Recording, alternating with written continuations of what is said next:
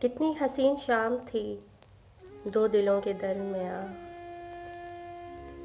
धुआं उड़ाती चाय थी जैसे शबनमी सी गौहर कोई। और कुछ दर्द थे कहे सुने जो तेरे भी थे और मेरे भी थे।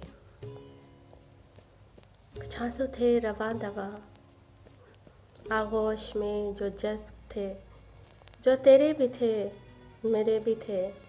और 14वीं का चांद था और चांदनी थी खिली खिली।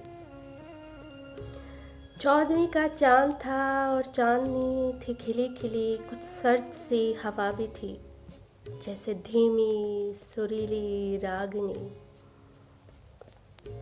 हाथों में हाथ डालकर पहरों यूं ही बैठे रहे और एक गर्म सी चादर में लिपटी थी 100 बरस की कहानियाँ।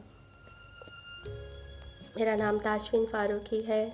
मेरा हवाला शायरी है।